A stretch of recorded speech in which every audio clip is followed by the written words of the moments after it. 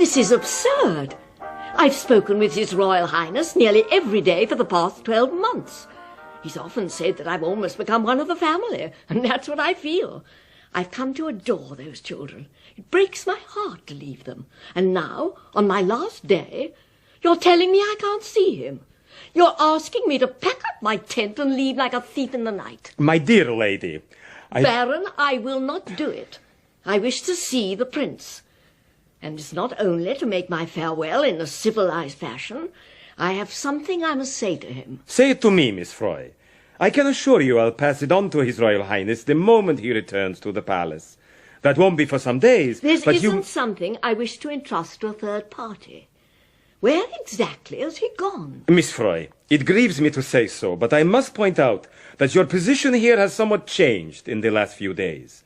As governess to the royal children, you did enjoy the prince's confidence. You mean now, because I'm leaving? I mean because you're proposing to come back. I don't quite understand. Miss Froy, it cannot have escaped your attention that the prince is beset by enemies. You mean Herr Hitler and those dreadful Nazis? I mean closer to home. I mean the people who are plotting to overthrow the government and the royal family and substitute some form of so-called democracy. Really, Baron, you mustn't talk to me about politics. I know nothing at all about them. That is your only saving grace. What on earth do you mean? I mean, dear lady, that if for 1 second I believed you had a political motive for what you're proposing to do, you wouldn't be traveling back to England this afternoon, but standing trial. Baron Hoffmeir. Oh, yes, Miss Froy. Am I mistaken, or have you been in communication with a certain Jan Pasterek? But that's exactly what I want to talk to His Royal Highness about. Mr. and Mrs. Pasterek have asked me to come back next year as governess to their 4 children, 3 girls and a lovely little boy. Enchanting. And I do so love your country, Baron. Surely His Royal Highness would have no objection to my returning to Zabrovnia to put Miss Froy, you are either very stupid, and I don't believe you're that, or incredibly naive. Aren't you aware that Jan Pasterek is the leader of the Social Democratic Party? That he is the man behind these plots? Oh, no. Oh, Baron Hoffmeir, surely not. Yes, Miss Froy. You must take my word for it. And now, I really must ask you to leave. At once, please, Miss Froy. Oh, but Baron, this makes it all the more vital that I speak with the prince. I must explain. I simply must. Where is he? Miss Froy, as I've been trying to tell you, His Royal Highness has left the capital. He is not here, and he won't be back for at least 3 days. By that time, I trust you will be safely home in England, and your stay with us will... Miss Froy, if you don't mind... But that is the prince. That's the prince's voice. Hoffmeir, give us a drink. Miss Froy. Your Royal Highness, I'm so glad to see you. My dear Miss Froy. Baron Hoffmeir here was trying to tell me you weren't in the palace, but I couldn't leave without saying a proper goodbye. You've all been so good to me. But we are devastated to see you leave. The children will miss you terribly. We all will. You're so kind. There is one other thing, Your Royal Highness. I've been given the opportunity of returning to Zabrovnia. My dear Miss Froy, word had reached me, and you cannot imagine how it grieved me to learn that you'd been misled by the agitator Pasterek. He's so very plausible. But I'm quite sure you wouldn't consider distressing me by even thinking of serving in his household. Of course not, sir, if you don't wish it. And now, dear Miss Froy, farewell. I wish you a safe journey home.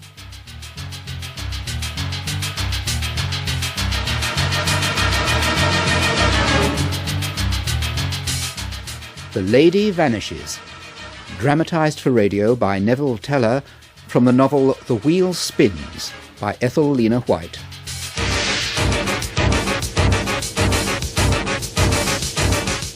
With Renee Asherson as Miss Froy, Jenny Funnell as Iris Carr, Mark Payton as Maximillan Hare, and Mark Tandy as Professor Wilberforce.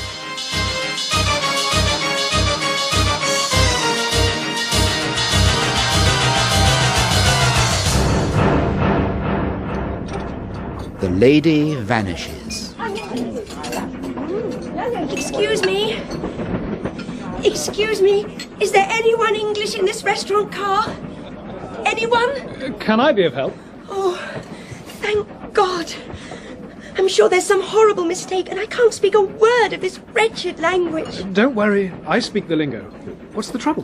May I offer my services as interpreter? Oh, he's no good. He only knows grammar. I can swear in the vernacular, and we may need a spot of profanity. Now then, why don't you sit down and tell us what's happened? Oh, thank you. And thank heaven for someone who can understand what I'm saying. Would you like something to drink? Coffee, fruit juice? Oh, nothing, thank you. Oh, God. Where shall I begin? Listen. An Englishwoman has disappeared from the train. Oh, you must believe me. She's a real person. But the Baroness says that... Oh, dear. You're in a terrible state, miss. What is your name? I'm Iris Carr. My name's Hare. Much too long for you to remember. Better call me Maximillan. Though I will answer to Max. My name's Wilberforce. I call him the Prof. He's the genuine article, incidentally. Holds the chair of Slavonic and East European Studies somewhere. I forget quite where. Cambridge University. Oh, there now. I had an idea it was somewhere I should have remembered. Now, Miss Carr, perhaps you could give us a more coherent account of what has happened. I really don't know where to begin. There's some very good advice in Alice in Wonderland. Begin at the beginning. Wonderland. That's just it. I feel as though I've somehow slipped out of the real world. Or been pushed. Miss Carr, really? If you can't tell us what's happened, how on earth can we help you? Now, please, do pull yourself together. What are you doing in Zabrovnia in the first place? I've been on holiday with some friends. They went back to England at the weekend. I decided to stay on for the few days left of the season. On your own? In a way. I mean, there were some English people in the hotel, but they were only nodding acquaintances. I don't think they approved of my crowd. Or of me, come to that. Not surprising, really. They're not precisely my type.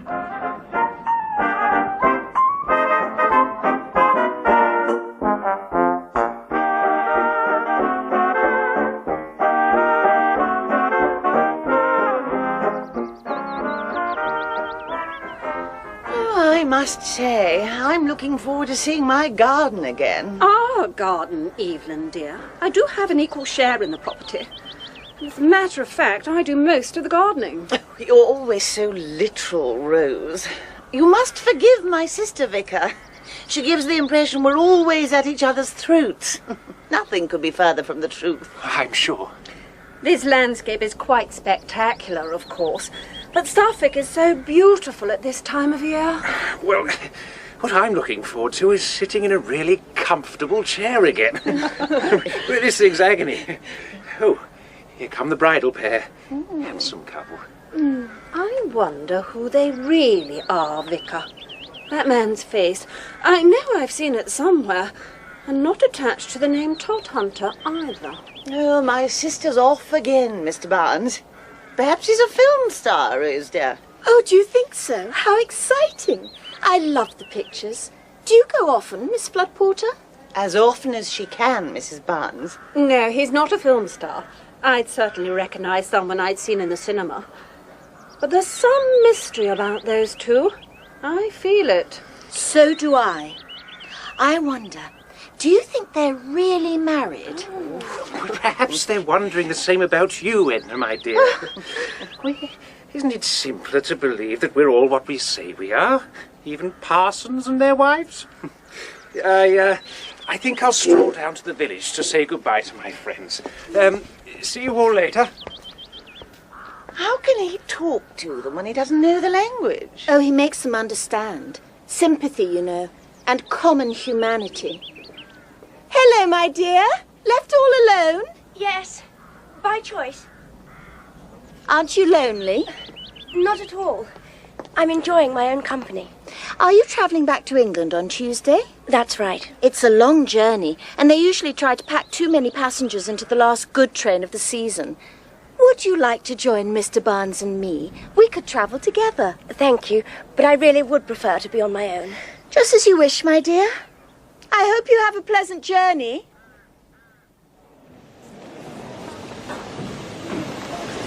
Wait! Oh, do wait! Here, miss. This carriage. Quick, quick. Is there a seat in this compartment? I'm sure we can squeeze you in, my dear. Come and sit next to me. The train's very full, isn't it? Oh, thank you. Thank you very much.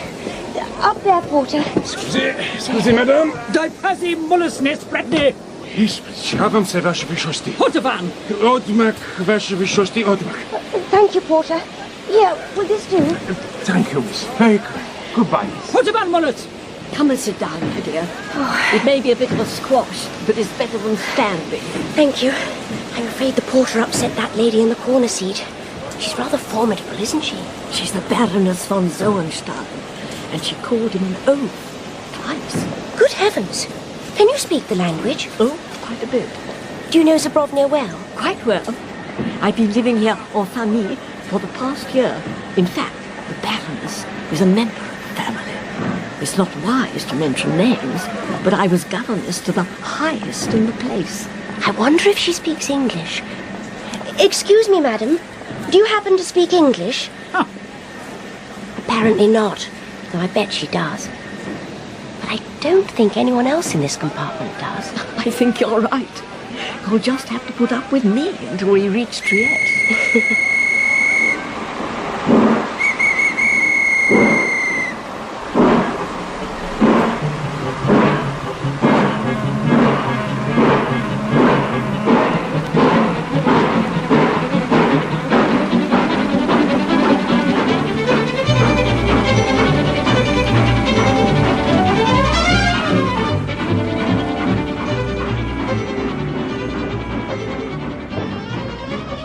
Say to a nice cup of tea.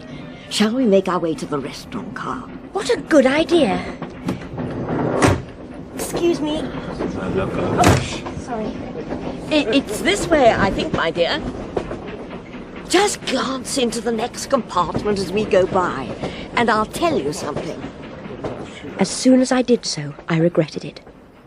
What I saw was horrifying. A figure, the head, eyes and forehead bandaged, and the features concealed by a criss-cross of plaster strips, lay stretched on the length of one seat covered with rugs. I tried to imagine what sort of mutilation a face must suffer to be bandaged like that, and I shuddered. A nun sat by the figure, and a man with a black spade beard was talking to her. You recognize that man, my dear? Didn't he come into our compartment and speak to the Baroness? Yes, he did. And that's how I know about this. He's a doctor. His patient's a woman who's been terribly injured in a car accident. The doctor's rushing her to a hospital in the north of the country for a tricky operation. This train's the fastest way of getting her there. That nun looks something less than spiritual. Oh, she doesn't spend her time on her knees. She's a fully trained nursing sister. Come on, my dear. Excuse me. Excuse me, please. Sorry. I beg. No, my fault entirely. It's all these people. I was just looking out to see if our tea was coming. I ordered it from an attendant. You're English. This is my lucky day. I've been starved of English company for 12 months. And now you're on your way home? It's almost too good to be true. Look, we're just off to the restaurant car. Shall I send a waiter with your tea? Oh, that would be really kind. My husband's such a wretched traveller. He's almost prostrated. Oh, hello, Miss Carr. I hope you found a seat. Only just. We all got on. The Todhunters are on their own, of course, but the Miss Flood Porters are next door to us. They're having tea at the moment. And that's what we should be doing. Goodbye, and I won't forget the waiter.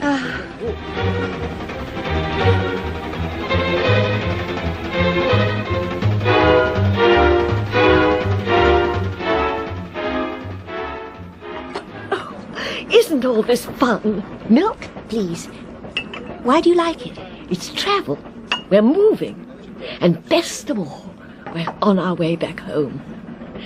Now, my dear, I noticed that English lady called you Miss Carr. But what's your Christian name? Iris. How lovely. I'm afraid Winifred pales into insignificance beside the thought of that lovely flower. I'm Winifred Froy. It seems rather late in the day to say how do you do. Yes, I feel we're quite old friends. Me too, even though I know nothing about you. Oh, there's not much to know. I've been doing a year as governess to the children of... No, I'd better not say. But there's no one more important in Zabrovnia. You can have no idea of the power of my late employer. What he says goes. Isn't that rather, well, degrading? I suppose it is. But that's how things are in this part of the world. After a time, one becomes quite spineless. And that's not English, Iris, is it? Oh, it'll be lovely to be home. Father and Mother are as excited as children. You still have your parents? Oh, yes. A little frail, but still going strong. And so is Sock. Sock? Short for Socrates. He's an old English sheepdog. Mother says she's sure he knows I'm coming home. The old duffer trots off to meet every train and then comes back with his tail down, the picture of depression. The parents can't wait for his reaction when I do arrive. I'd love to see him. Those two ladies over there. I'm sure they're English. Where? Oh, yes, the Flood Porters. They were at our hotel. They're sisters. Well, I suppose we'd better be getting back. Though I can't say I relish spending the next few hours in the company of that appalling grande dame. The Baroness. A bit overwhelming, perhaps, but quite kind-hearted beneath it all, and very generous. Really? Oh, yes. There was some muddle about my place on the train. I'd booked second class, but there wasn't a single seat left. Do you know, the Baroness paid the difference, so that I could travel first class in her carriage. Did she? She said she was sure my late employer would have wished it. Really kind. Well, shall we make a move?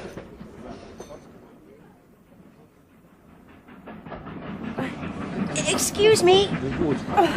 Please. Excuse me. Excuse me. Do have a peek in this compartment. There's a glorious couple, just like film stars come to life. Yes, they were staying at our hotel too. Their name's Todhunter, and they don't like company. Of course not, when they're so in love.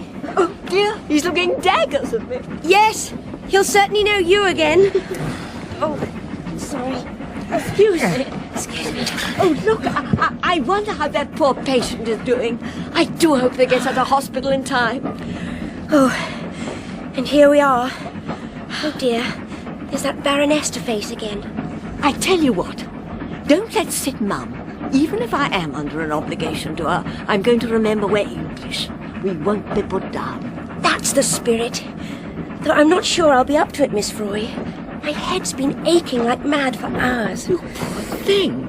I thought you were looking a little poorly. I think I must have had too much sun yesterday. Then come and sit down. You'd better not have dinner in the restaurant car. I tell you what, I'll bring you something later. Now, why don't you get a little nap? You'll feel much better when you wake.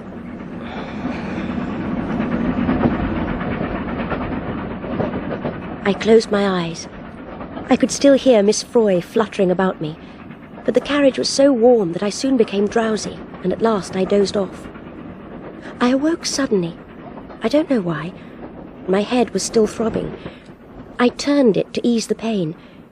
Miss Froy wasn't beside me. To be honest, I was rather glad. I didn't feel up to making conversation. None of the other passengers took the slightest notice of me. The Baroness slept in her corner. The others sat silent. A pretty girl of about 20, and a family party consisting of 2 large parents and a small daughter. I looked at them for a moment or two, until my lids drooped again, and once more I fell asleep.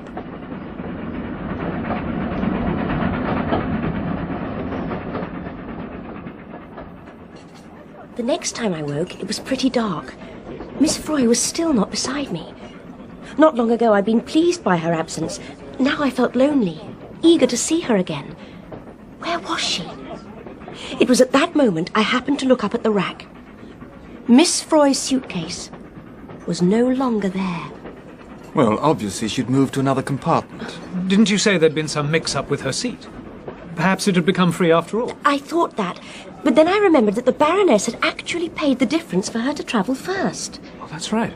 Besides, Miss Froy would never have left me without a word of explanation. And she'd promised to bring me dinner. No, No, she'd never just slip out of the compartment like that. Well, I take it you questioned your fellow passengers. I tried. I just couldn't make anyone understand. I couldn't reach them. The Baroness was still sleeping in her corner, and I suddenly felt desperate. I went over to her and shook her arm. The others gasped. You'd have thought I was committing sacrilege. Wake up! Oh, madame. Wake up, please! Chi to latte? Oh, it is you. What is it you require? Where is Miss Froy? Miss Froy? I know nobody who has that name. She sat over there, beside me. You make a mistake. No English lady has sat there ever. You are the Baroness von Zoenstahlen. That is my name? Well, it was Miss Froy who told me so. I talked to her, and we went and had tea together. Oh, you must remember. There is nothing to remember. How you came by my name is a matter of indifference. But I tell you this. There has been no English lady here in this carriage, never at any time, except you. You are the only English lady here.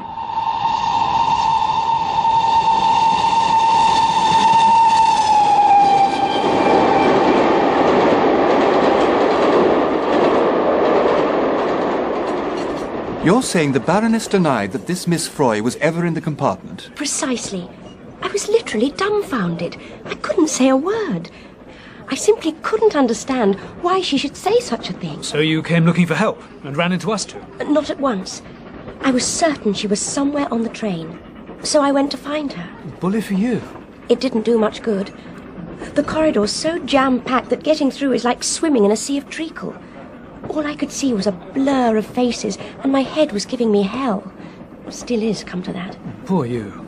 After a bit, I reached the compartment with that vicar, Barnes, I think his name is, and his wife. He looked dreadful. Why, it's Miss Carr. I'm terribly sorry to bother you, but I'm looking for my friend. Oh, yes? You remember her? She sent the waiter with your tea. It was very kind of her. Will you give her my special thanks? When I find her, she left the compartment some time ago, and she hasn't returned. Well, she can't have left the train, so she's bound to be back soon. Well, can I find her for you? Certainly not, Kenneth. Don't be absurd. You're in no fit state to go traipsing round the train. Just look at you. In any case, you don't know what she looks like. Oh, that's true. Oh, isn't it humiliating to be such a wretched traveller? I'm sorry, my dear. I'd be more hindrance than help. So I didn't pursue it. I then went down the complete length of the train, and then came back here to the restaurant car to see if anyone could help me. Of course, we'll help you, won't we, Prof? Well, the first step is clearly to interview the other passengers in your compartment. If the lady hasn't returned by the time we've done that, I may consider calling the guard and asking for an official examination of the train. Oh, thank you, Professor Wilberforce. You can't imagine what a relief Truth it is, this is his best chance in years to practice the lingo. Well, what are we waiting for? Lead the way, Miss Carr.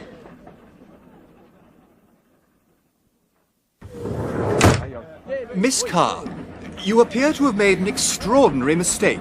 I've cross-questioned everyone except the little girl. Who wouldn't talk to him? And I can tell you that no one in that carriage knows anything about the English lady you say is missing. But that's absolutely impossible. You see, Nor does Dr. Traunitz here. You know he's travelling with his patient in the next compartment. That's so, isn't it, Doctor? I'm afraid it is. The questions and the answers were most explicit. So what are you saying? That I invented Miss Froy? I hardly know what to think. Then I'll tell you. They're all lying. Every one of them. I say, steady on. The man, the woman, that pretty young thing, and the rock of the aristocracy in black bombazine, all of them? The man is a banker, really quite eminent.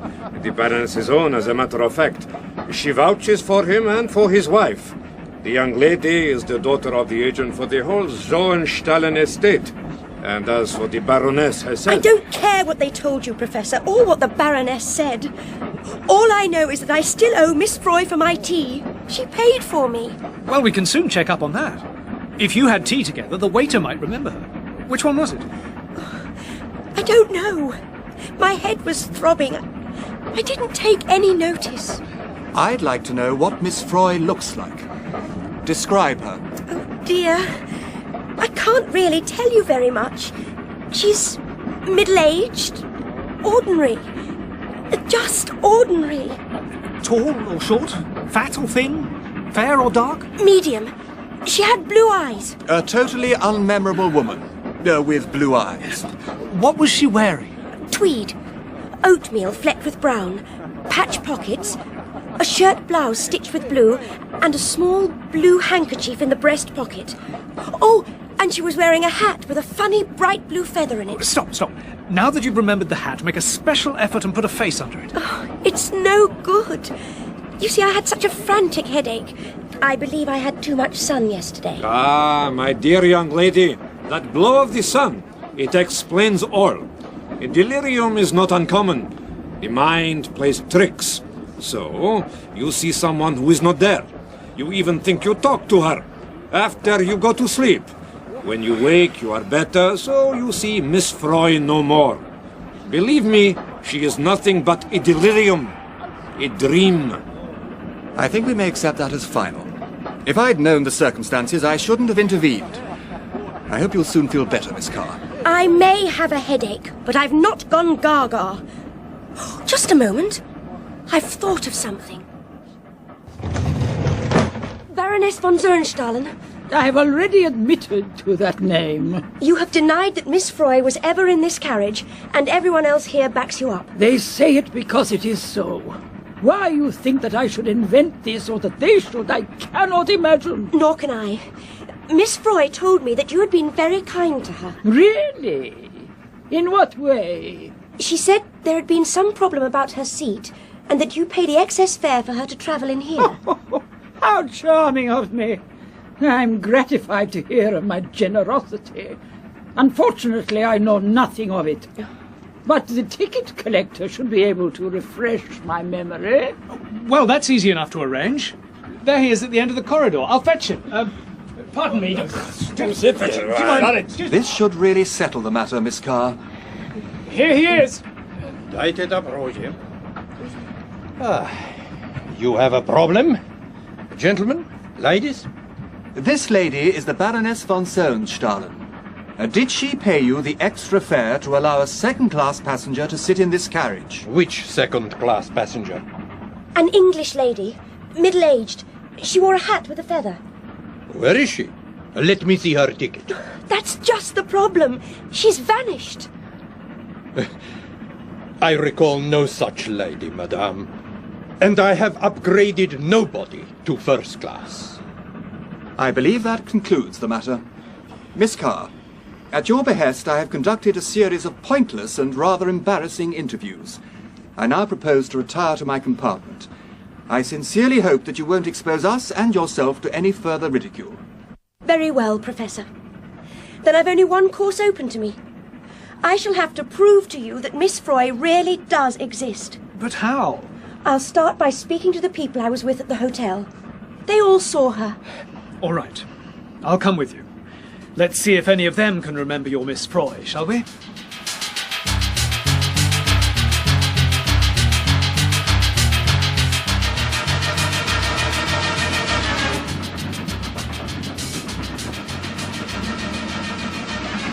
Who's the girl looking in?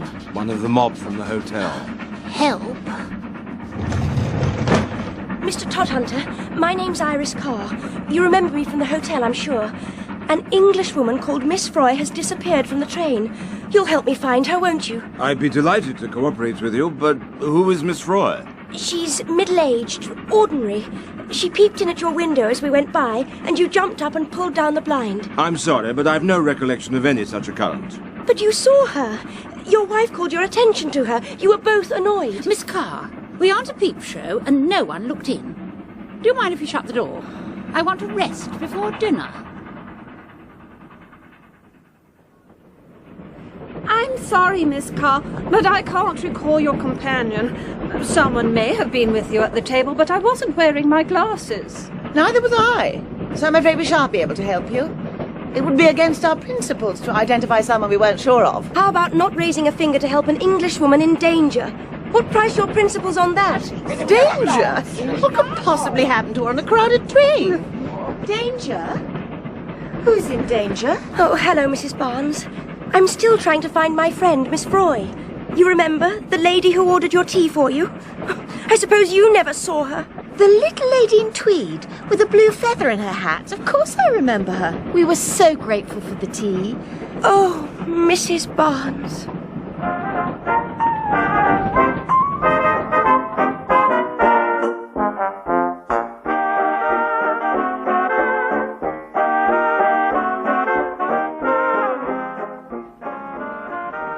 Are you convinced now, Professor? I'm sorry to have doubted your word, Miss Carr, but we had to have some corroborative evidence that Miss Froy actually exists. And now we have it. Next question. What on earth's happened to the old dear? And why did those foreigners all lie about her?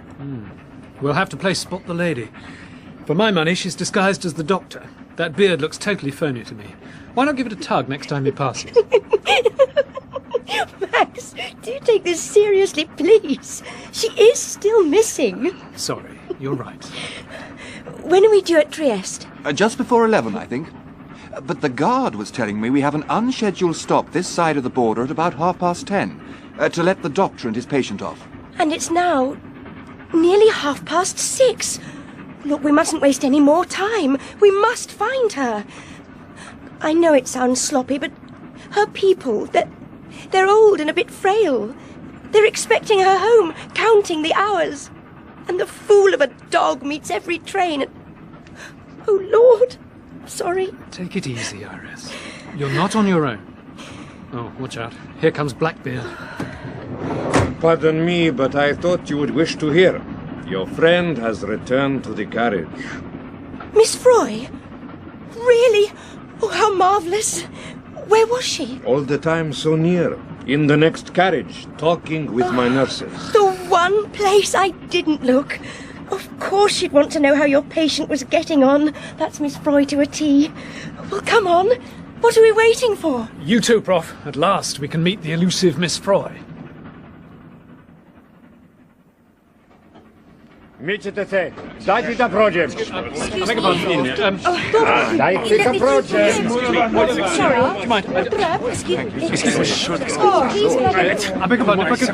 Thank you. Your carriage at last, Miss Carr. Allow me. And here she is. But that's not Miss Froy. What do you mean?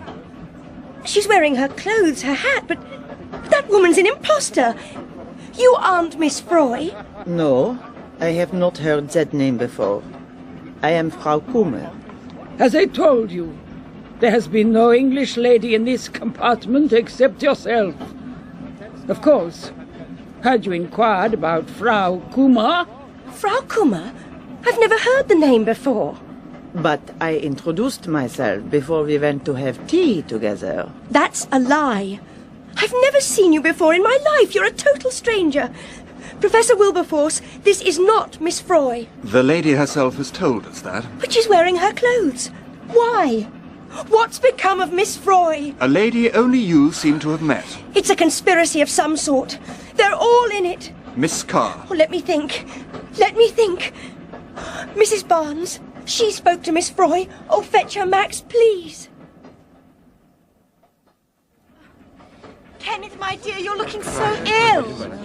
Excuse me, please, I'm sorry. I'm really worried about you. Should you be doing this? Oh, if only I could get you home. Well, I'll be all right, Edna. Excuse me. I am sorry. Pardon me. I'm sorry. I do apologize. Miss Carr. I understand you want my wife to identify a friend of yours? Thank you both so much for coming. Kenneth, let me get you back to the compartment. You ought to be lying down. Here we are. Oh, do give us some room, please. Now, Mrs. Barnes, please look very carefully. Is this the lady who arranged for your tea to be sent? Let me see. Yes, of course it is.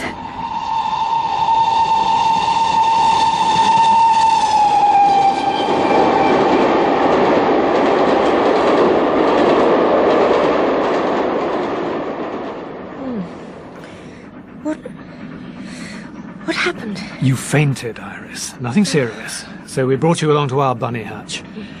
But all this is getting on top of you, you know. Max, I want to talk to you. There is a Miss Froy. You must believe me.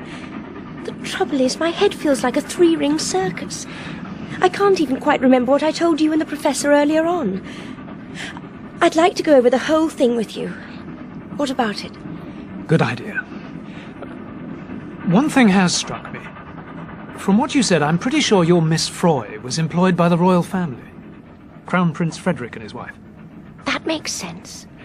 You know the place was in a turmoil just before we left. Was it? Oh, yes. Some politico called Jan Pastrecht was supposed to be threatening a sort of armed uprising. But who knows? It's all plot and counterplot in these mid-European states. I'd have thought they had enough on their hands fending off a Nazi takeover. Word is Herr Hitler has his beady eye on Zabrovnia. Oh, never mind all that. The important thing is you've worked out who Miss Froy's employer was from things she told me. Things I passed on. But, Iris, that proves nothing. It could all apply equally well to Frau Kummer. No. Let's take a cold, hard look at the situation. Go on. You're suggesting that the Baroness has got rid of Miss Froy, never mind why or how, and that the passengers and the ticket collector, being local people, are backing her up. Well, knowing this part of the world, I think they would. But it all seems such a clumsy sort of plot. I mean, dressing someone up as Miss Froy. Ah, but that needn't have been part of the original plot at all. You mean I upset their apple cart, barging into the carriage at the last minute? Exactly. When you first made a fuss about Miss Froy, they'd all denied her existence. But when you said other English people had seen her, they had to produce someone. Oh, Max, you're such a comfort. You see, you believe in Miss Froy too. I'm not saying that, but I do promise to believe in you. Max. So, let's assume a plot inspired by the All-Highest in Zabrovnia and carried out by his relative, the Baroness von Zoenstahlen. In collaboration with that doctor. I don't trust that man. We'll go along with your feminine intuition, in cahoots with the doctor. Let's say they're both under orders to bump off Miss Froy. That instantly discredits all the foreign evidence. You really are rather marvellous. Hang on to the bouquets. Because against all that, we have some really insuperable obstacles. To start with, 6 eminently respectable English people have failed to corroborate Miss Froy's existence. Why? That I don't know. I honestly don't know. And then, why should a harmless English governess be the object of an elaborate plot by the head of state of Zabrovnia? It seems unbelievable. Impossible. So where does that leave us? No one, foreign or English, backs up your story. On the other hand, Mrs. Barnes positively identifies this Frau Kummer as the woman you were with on the way to tea. On top of that, you did suffer mild sunstroke yesterday, and you've been feeling the effects all day. Oh, dear. So the doctor could be right. It's the sunstroke. I went to tea with that Kummer woman and later dreamt about Miss Froy. Well, that's one logical explanation. All right, Max. I give in. Let's forget about Miss Froy.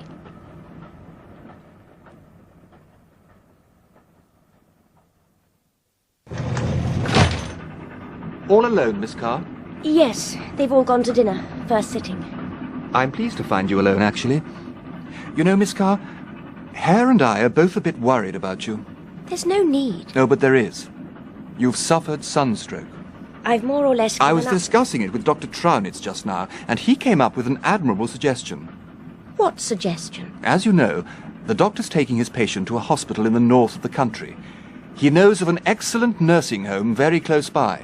He'll gladly arrange for you to spend the night there at no charge. You could have a good night's sleep and continue your journey tomorrow. Most definitely not. But my dear Miss Carr... Professor Wilberforce, nothing on earth would induce me to go anywhere with that man. There really is nothing more to be said. As you wish, Miss Carr. I was merely trying to be helpful.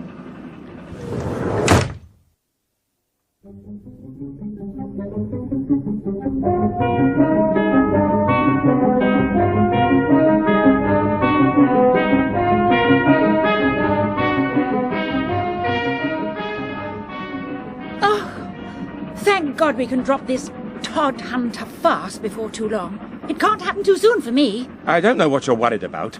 There's not much chance of his finding out. But there is some. Is that what you're saying? I'd say we were reasonably secure.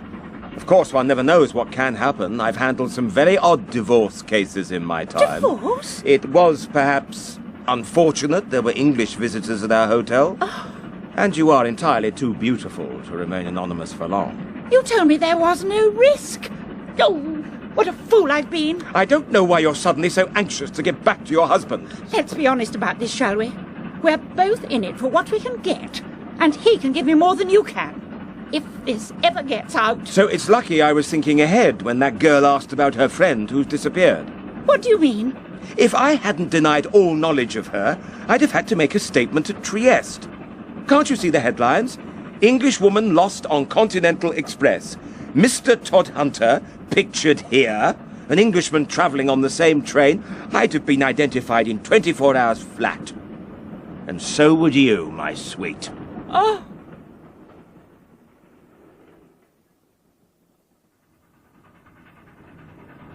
I couldn't touch a thing. I'll eat when we get to Trieste. But that's not for another hour.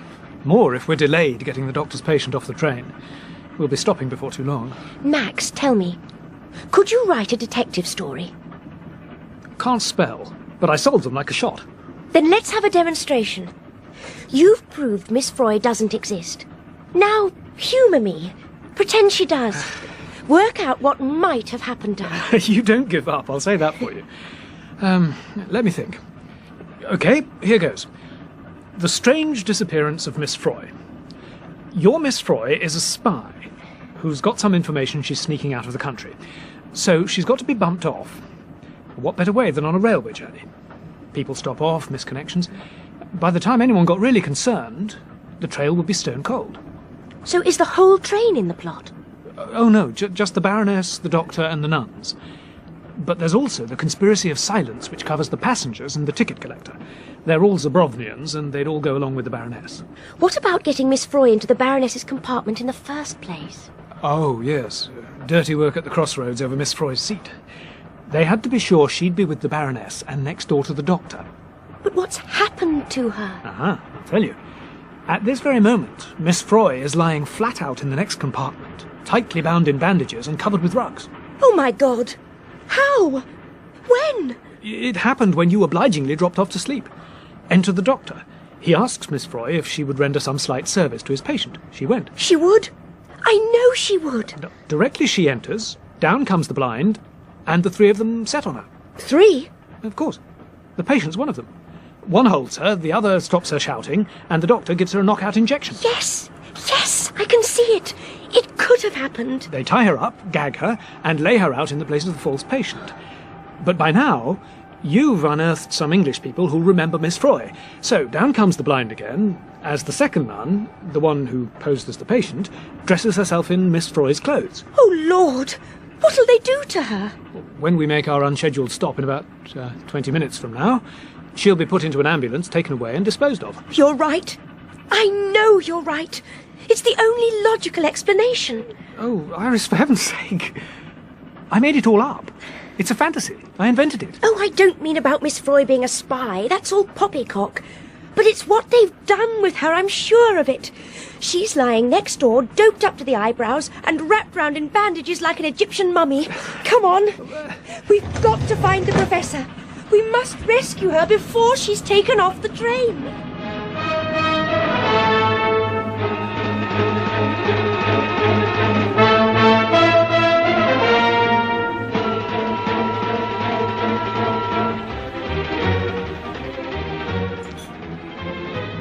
Ah, Miss Carr.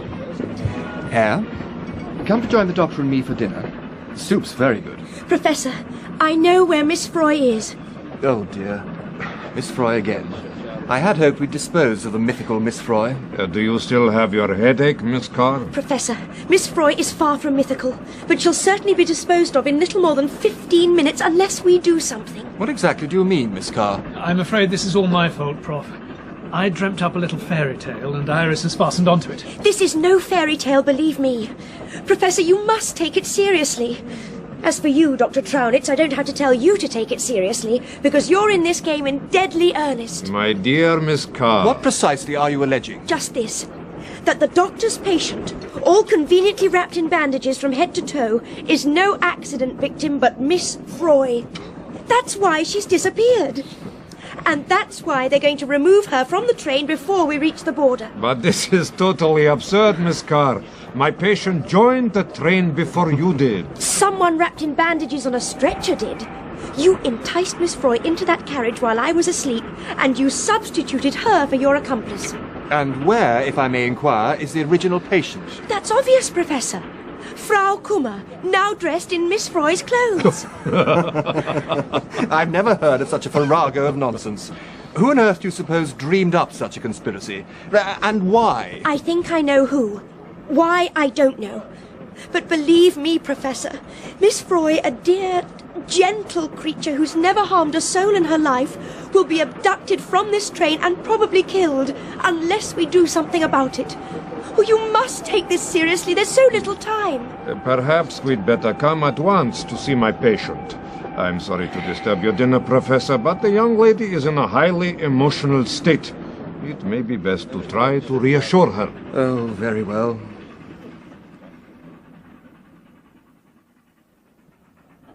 Now, Miss Carr, look carefully at the patient's legs. Can you identify these shoes? You know I can't. You might have better luck if you removed that mask of bandage and showed us her face. I see you don't understand. Beneath these bandages there is no face, only lumps of raw flesh. We shall try to rebuild a face. Let us hope we're successful. The eyes, we must await the oculist verdict. Till then, we dare not expose them to even a flicker of light. It may be total blindness. One eye is only pulp. You look unwell, Miss Carr. I don't believe you. It's all lies. In that case, Miss Carr, why not tear off a strip of plaster and look under the pad of bandages? But if you do, I warn you that bleeding will start again and the patient will die from shock almost immediately. You will be charged with murder. But, since you're so sure of the face under these bandages, take hold of this plaster. Tear it off. Iris, don't. Miss Froy. Miss Froy, can you hear me? If you can hear me, Miss Froy, hold up your hand. Miss Froy, hold up your hand. Max, look. Oh, look, that finger, she's moving. But that's no proof it's Miss Froy. It could be anybody. For heaven's sake, Iris, don't touch those plasters. You can't know it's her. Iris! Miss Carr!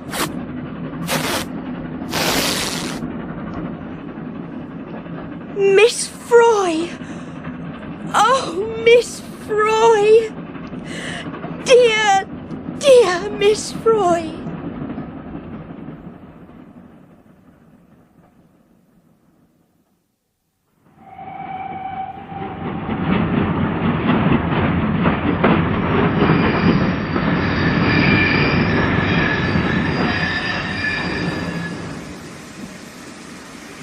I don't know what's behind all this, Dr. Traunitz, but you have attempted to abduct a citizen of the United Kingdom. If you make any attempt to prevent us from leaving the compartment with this lady, I shall instantly summon help. Bravo, Prof. What's more, if you and your friends are on this train when we reach Trieste, I shall immediately contact the authorities and make quite certain they detain you. My dear Professor, I can assure you that neither the Baroness nor I have any intention of leaving Zabrovnia. In fact, a car is awaiting our party at the moment by the side of the railway track. If you will excuse me... Thank heaven their party will be one fewer than they anticipated. I've more than heaven to thank for that, my dear. If it hadn't been for you...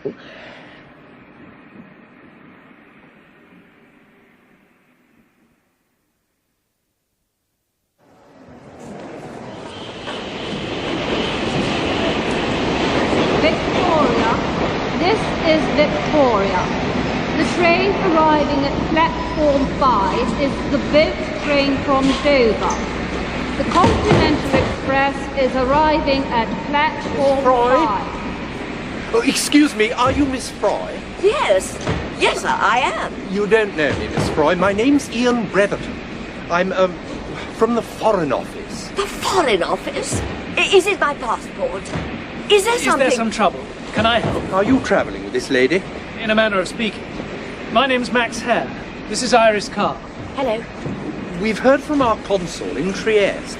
I know you've all had a difficult journey. You could say that again. But I wonder, Miss Froy, if you could spare an hour to come with me to the Foreign Office. My chief, Stephen Yardley, would like a word. Good gracious me! Whatever for? Well, this is scarcely the place to go into details. Perhaps you'd all better come along. Would it be enough to say that it's a matter of national security?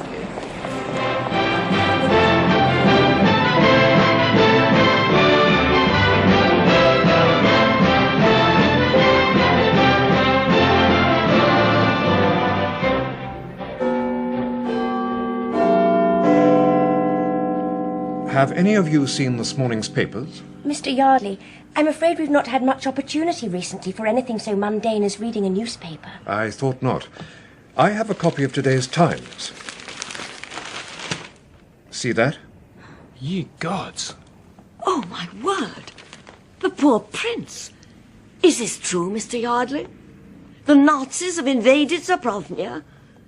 The poor man, he must be in despair. That's the very point we think you may be able to help us establish.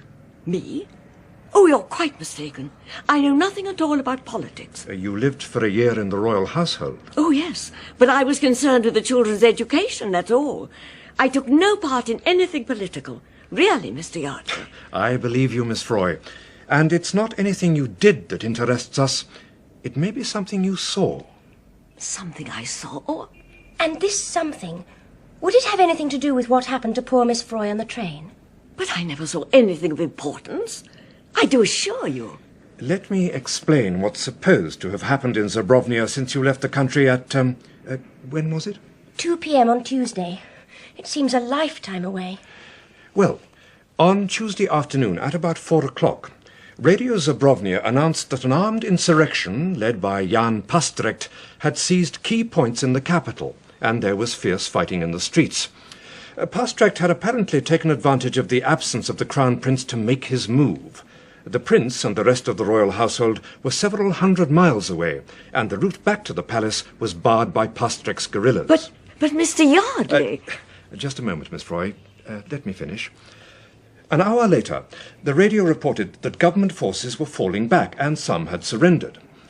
At about 10 o'clock that night, the Commander-in-Chief sent an urgent wire to Herr Hitler, asking for Germany's help to crush the rebellion. Nazi stormtroopers crossed the Zabrovnian frontier at midnight. You were saying, Miss Froy? But this story, it can't be correct. His Royal Highness was in the palace on Tuesday at about midday. I spoke to him myself. Oh, my goodness. Yes, Miss Froy? I went to the Prince's office suite. I'd never done that before. You see, I was leaving in a few hours, and I very much wanted to speak to His Royal Highness face to face. Baron Hoffmeir, his chef du cabinet, I suppose you'd call him, tried to convince me that the Prince wasn't in the capital, that he'd be away for several days. Then His Royal Highness suddenly burst out of his inner sanctum. And that, Miss Froy, was the moment you saw something you shouldn't have seen. You saw Crown Prince Frederick in the capital, in charge of the government, just a few hours before a so-called insurrection and an apparently God-given excuse for the Nazis to march into Zabrovnia. You mean the whole thing's a put-up job? That's what we believe. We think there was a deal. Crown Prince Frederick wants to parade to the world as a neutral, even as a victim, so it was vital for it to appear that he was hundreds of miles away when his commander-in-chief called for German help.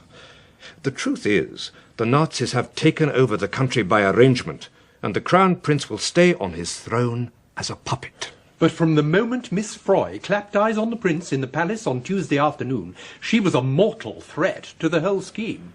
The very second you left that room, Miss Froy, the Prince and Hoffmeir must have started their plotting. Bloody woman.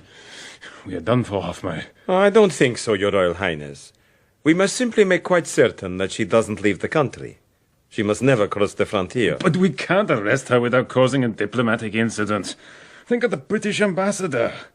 And we can't prevent her getting on that train this afternoon. The children are going to the station to see her off. All right, we let her get on the train. Oh, and then what? You're not a magician, Hoffmeir. You can't make a lady vanish. Can I not, Your Royal Highness? Leave it to me. Leave everything to me. And he set the whole thing up in a couple of hours. Some organizer. But now, Miss Froy, thanks to you, we know the truth about the Crown Prince. He can't pose as an unwilling victim of the Nazis. Not to us. We know he's hand in glove with them, and we'll act accordingly. Don't thank me, gentlemen. It's these two young people here you should thank. Especially you, dear Iris. If you hadn't stuck to your guns, I'd never have left Sir Hoffmeir alive. I owe what's left of my life to you. Miss Froy. And now, you two, what are you going to do with the rest of the day? Miss Froy, you're nothing but an old matchmaker. All right, you've talked me into it. Iris, how about dinner and a nightclub? What a lovely idea. I'm game. Pick you up at 7. Now that, Mr. Yardley, is what I call a young man who'll go far. In less than 24 hours, he's managed to find not one, but 2 ladies.